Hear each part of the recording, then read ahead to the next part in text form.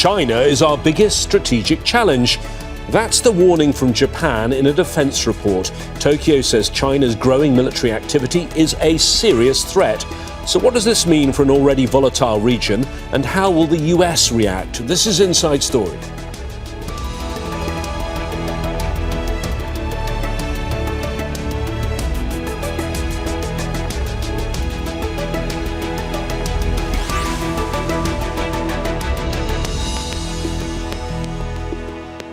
Hello there, I'm James Bays.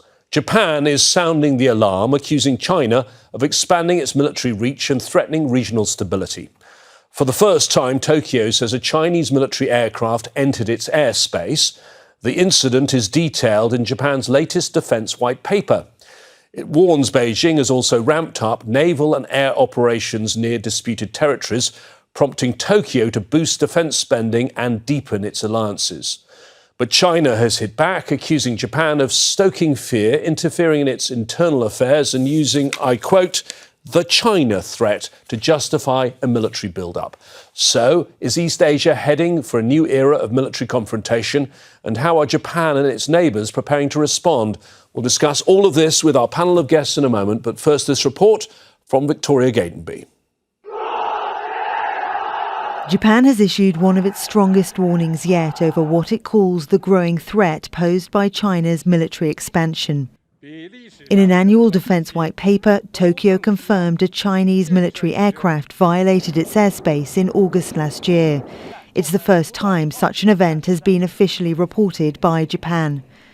It also warned that China's Navy, Air Force and Coast Guard have increased their presence near disputed territories.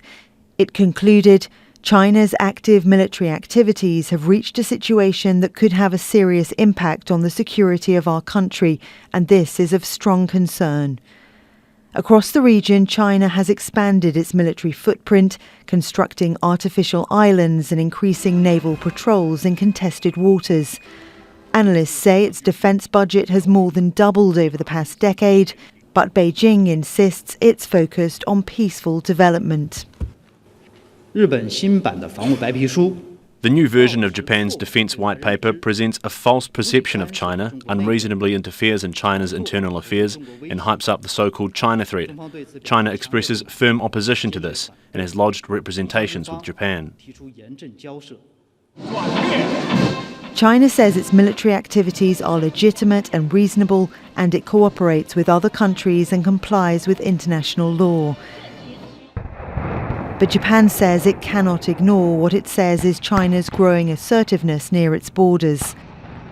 In response, it's deepening security ties with the United States and other allies such as South Korea and Australia. Joint exercises have increased, and Tokyo plans to double its defense spending by 2027. As geopolitical tensions rise in East Asia, Japan says it must be prepared for every scenario. The warning comes at a time when China's neighbours are recalibrating their strategies, not only to deter conflict, they say, but also to prepare for the possibility of one. Victoria Gatenby, Al Jazeera for Inside Story.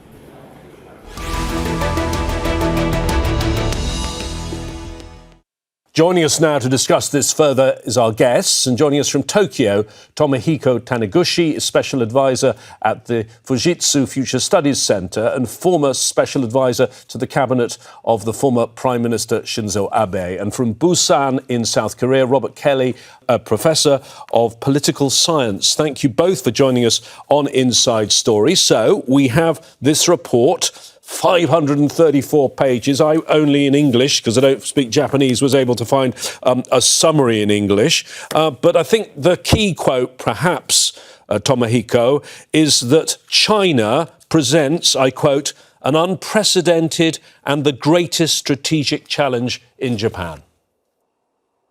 Right. It's actually self-evident and truism, nothing surprising. What is a little bit surprising that the Japanese government has started to call spade a spade, and that's the only new ingredient you can find in that sentence. The Chinese military buildup has been fast, and very much substantial, the kind that none of us in the history of humans has ever seen and witnessed. So not only Japan, but also South Korea, Taiwan, the Philippines, all nations surrounding China are feeling very much threatened by this huge buildup of their military. So, Robert, tell me about the regional reaction, not just to this report, but to the underlying issues. How concerned are people in the region about what China's up to? Yeah, my sense is, just from sort of going to conferences and whatnot around East Asia over the years, is that yes, that China, the rise in Chinese power, the speed of that rise, as was just mentioned, has really unnerved people a lot, right? We know that balances of power shift over time, but this is really, really rapid. China's rise from where it was under, sort of Mao in the 70s to where it is now has been extraordinarily rapid. Its modernization has been dramatic, and that's begun to translate into military power. China is now building a pretty substantial blue water navy, which really can challenge the Americans point to point, which is something pretty amazing, right? Nobody's really been able to do that since the Japanese Navy in the 1940s. And so it's just not clear how local states are going to respond, right? I think sort of traditional strategic theory would suggest that everybody build up as rapidly as they can. But of course, China's economy is gigantic, and so it's not clear if the locals can actually keep up. Japan is the one best postured to keep up because it's the wealthiest of the local states, but China's economy is now, I think, 3 times the size of Japan's, right? And so it would probably require American participation to properly balance Chinese power. And of course, that's really tricky under Donald Trump, right? I mean, Biden supported this. President Biden supported the American position in Asia. But with Donald Trump, it's just hard to know because of the way he thinks about allies, which is sort of very irregular, and his tariff war against U.S. allies in the region. It's just hard to know if Trump is actually going to put U.S. power into the breach out here. Tomohiko, would like to come back to Trump and the US aspect to this a little later, but I think I probably should give you the reaction from Beijing. We heard a clip in the opening of the programme from the China Foreign Ministry spokesperson. I'll read you another bit. He urged Japan to reflect on its wartime past and stop hyping tension in the region and China-related issues as a pretext to justify Japan's military build-up. So the Chinese are saying it's all because Japan is trying to build up its military. Your reaction to that? You will be hearing more such reactions and rhetoric going forward from the Chinese spokespersons because we are undergoing the 80th anniversary since the end of the Second World War.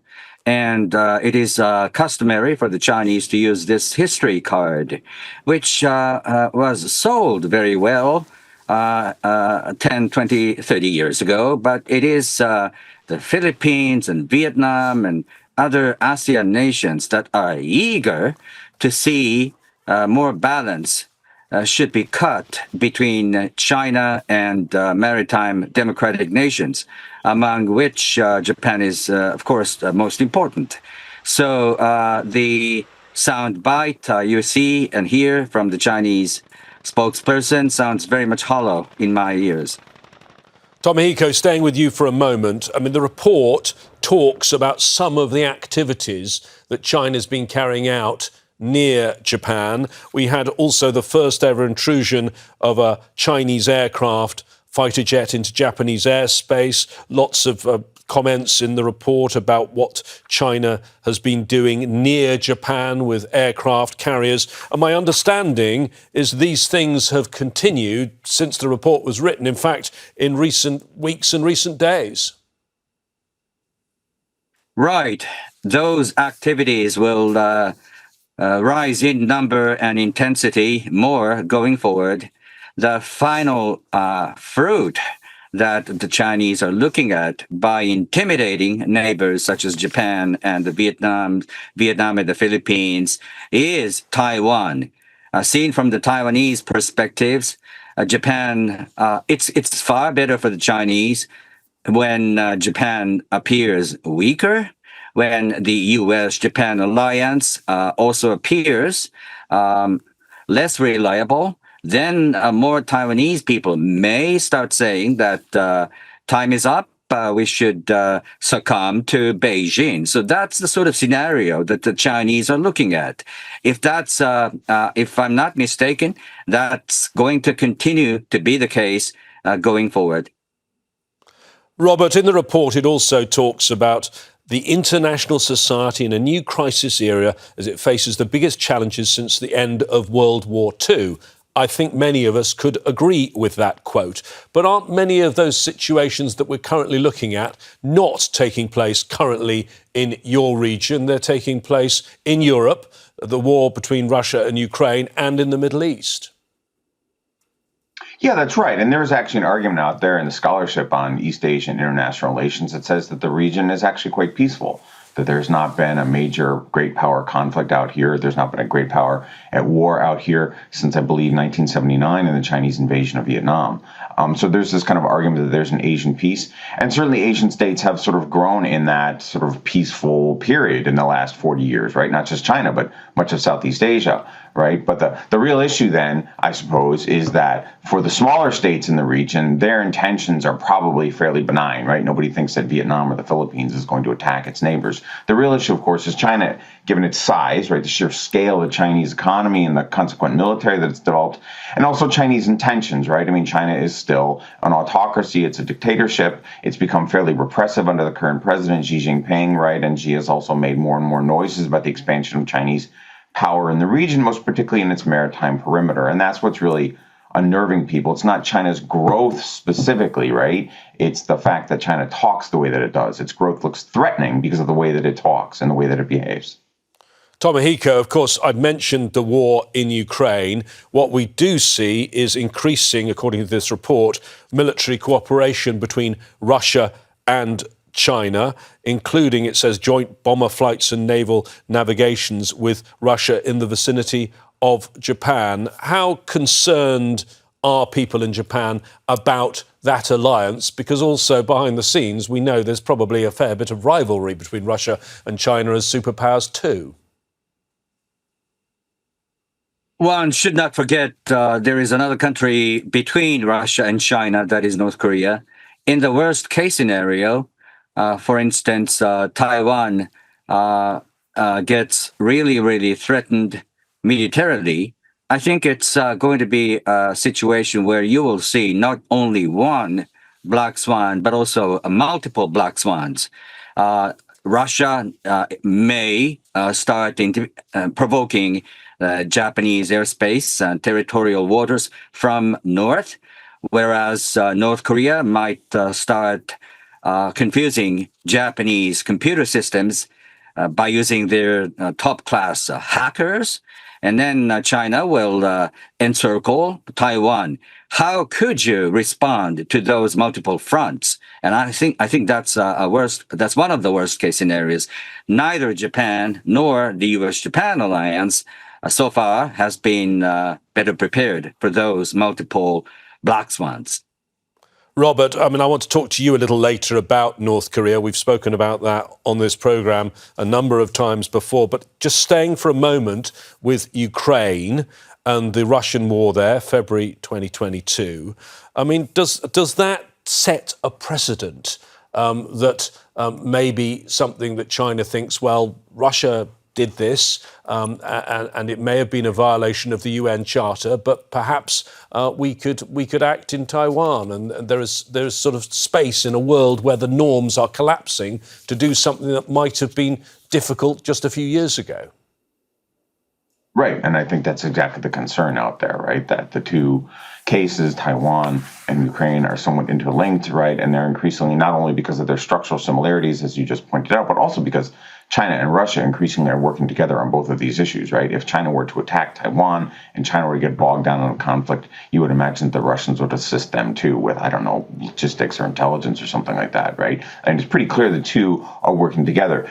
That relationship may be transactional. There's a big debate out there, but there's also a certain amount of ideological symmetry, which is to say that China and Russia are both authoritarian states with large military presence and imperial ambitions in their neighborhood. And so reinforcing one another, working together, supporting clients like Russia, or like North Korea and Iran is something you would imagine would happen in this kind of axis, right? There's a big debate, is it a new axis or not, right? But they are cooperating fairly significantly, right? And so to the extent that they're doing so, right, Ukraine provides a kind of demonstration effect or a model, if you will, for Taiwan. I would argue that's one of the reasons why it's so important for us to help Ukraine, because we want to signal to the Chinese they can't do the same thing out here.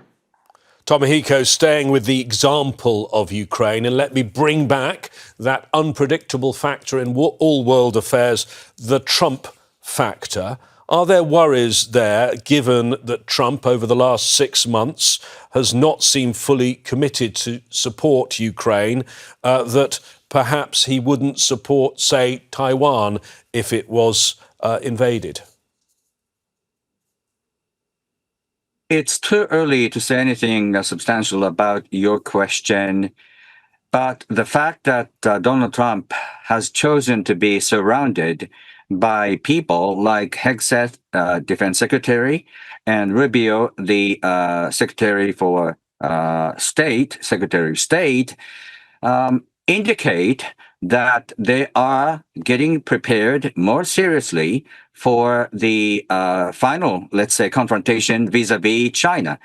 And many sound very much alarmist within the U.S. Government. Long gone are the days when the United States was able to carry out 2 full-scale wars at the same time.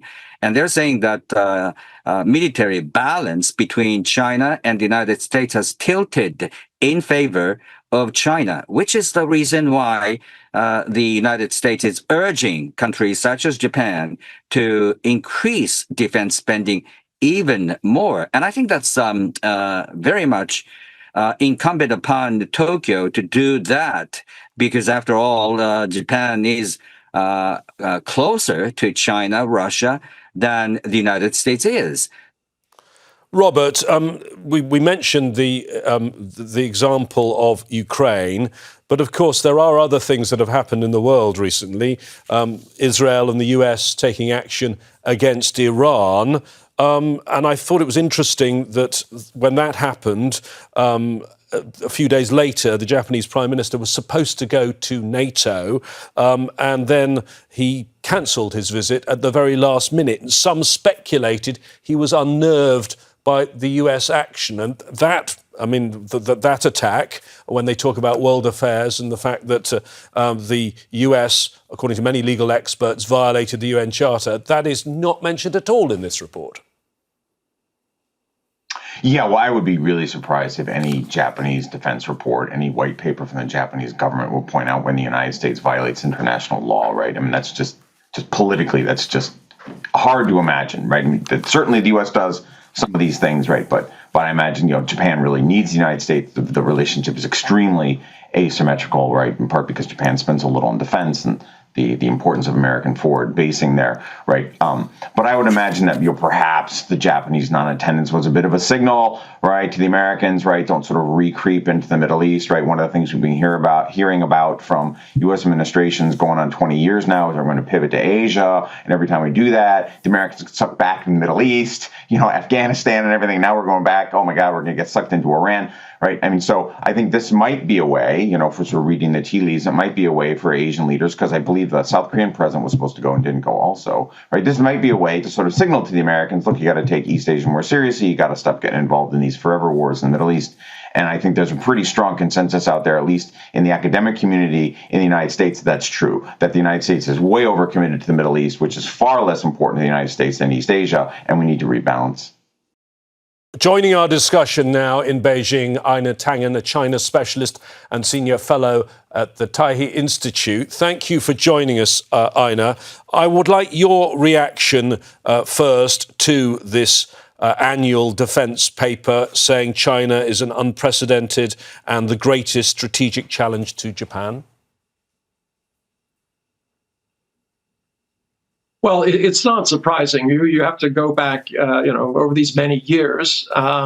Japan under previous prime ministers has been trying to assert, quote, normalization. And in order to do that, they have to have an exigent threat. And the threat, of course, is China. So you have a situation where, days away from a upper house vote, a highly unpopular PM is facing the reality. This report kind of bolsters his idea that he's looking out for Japan and that Japan's future lies in making sure that its military forces are first and foremost. As pointed out, it was a very one-sided report in terms of not mentioning the geopolitical, how to put it, lapses of the United States. It's as a supposedly main security partner. But I do think that Japan is not necessarily signaling that it wants more attention, but signaling it wants a change to the current post-World War II order, where they were constitution was forced on them, the peace constitution. They feel that their interests, especially now, economically, lie elsewhere, and as do their military.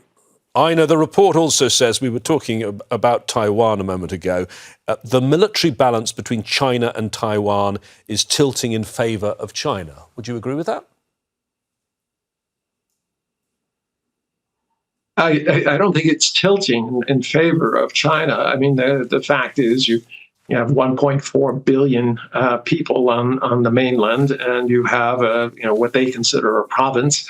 It's not a big one. It's a rock in the sea. It needs a lot of everything to make it work. They only have a week's worth of natural gas. The fresh food would be at a premium within a couple of weeks. So, I mean, it's a place where, the geopolitical issues like the United States and others use it as a card. But 40% of its, or a little less than 40% now of its economy is dependent on China mainland. And it's not going anywhere. No one's attaching a motor to it. So you have populist politicians who are pushing this narrative that they're somehow standing up to China and that they're going to keep Taiwan independent. But China hasn't been threatening the independence. They've offered many times to keep it as one country, different systems. But because of what happened or was engineered in Hong Kong by China's perspective, there has been distrust in that. So we'll have to see how it goes. But this idea that it's tilting and that it's going back and forth is nonsense. It's always been the mainland's has the upper hand. It's just a question of do they want to use it? Robert, I said I'd come to you because you're there on the Korean Peninsula about North Korea. The report says that it poses a more grave and imminent threat to Japan's national security than ever before. And again, do we bring the US into this? I mean, we remember Donald Trump's first term and the diplomacy, the summits in Singapore, Hanoi, and even going to the DMZ. Has the US given up on North Korea? We don't know yet from Trump because he hasn't actually turned his attention to East Asia, right? He's been very absorbed with sort of his culture war, if you will, the sort of red on blue culture war in the United States. And then, of course, he's been distracted abroad by Ukraine and then by the Middle East, right? We don't actually know what Donald Trump thinks about Taiwan. Will he maintain the commitment, the U.S. commitment to South Korea and Japan? Certainly the people below Trump keep signaling this, right? And we hear all the time about how the U.S. alliances out here are ironclad and the rest of it. But it doesn't look like Trump himself believes that, right? I mean, everybody should remember that just a few months ago, Donald Trump was talking about annexing Canada. I mean, that's just something that nobody in the United States has talked about in 150 years, right? He's going to attack the Panama Canal. So it's just not clear to me at all that Donald Trump actually will stand by the allies that the United States has had for a while. I think some of that may be intended to get U.S. allies in East Asia and Europe to spend more money, right? But again, as I said before, it's just not clear to me that South Korea, Japan, the Philippines, and so on can actually stand up to China if it really goes full tilt imperialist in the region. It's just not clear to me that they can stand up as a coalition against China. Let me bring in Tomohiko on that point. I mean, is that not the key strategic point that is not in this report, which is Japan, Donald Trump, and saying that Japan and other allies should be spending more. But the point is, should the question be asked, does the US still have our back?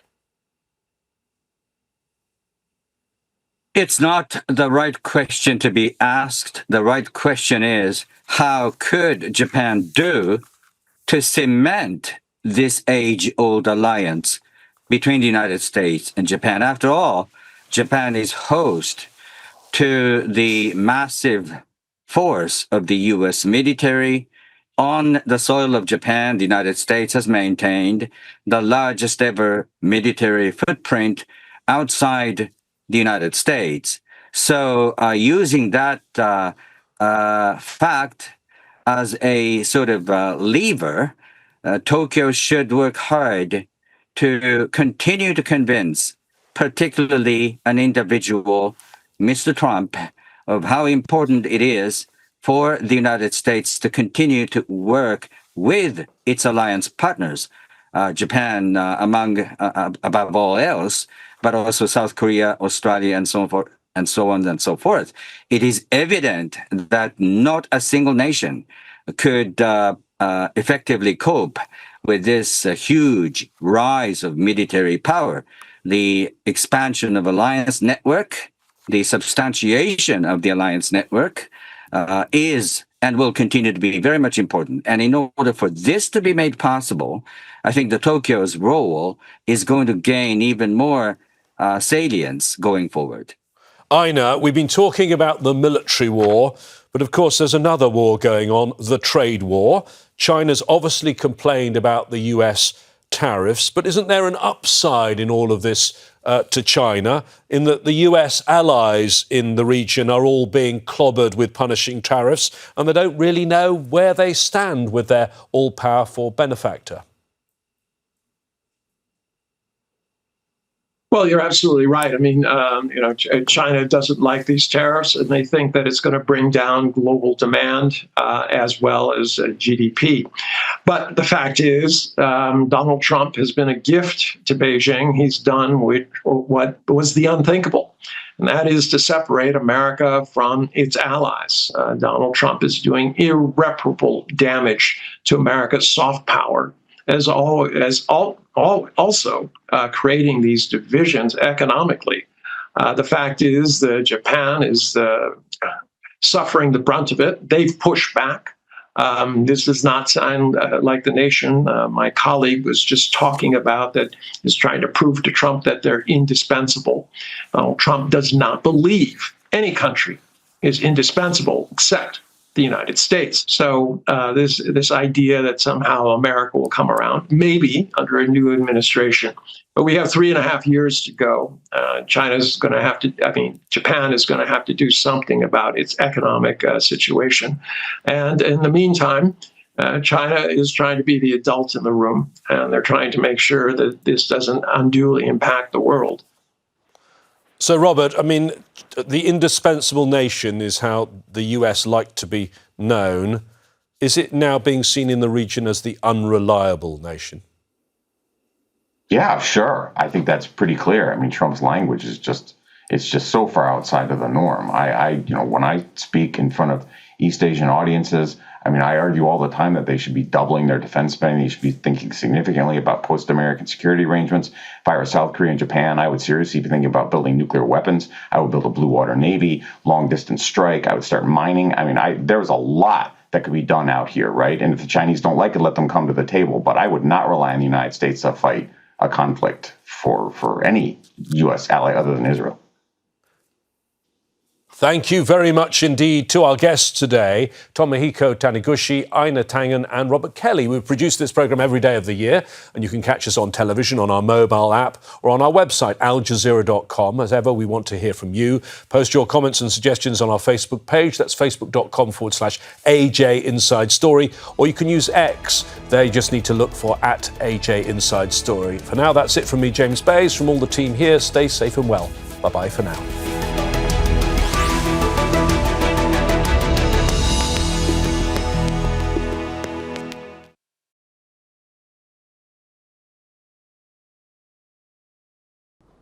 Make sure to subscribe to our channel to get the latest news from Al Jazeera.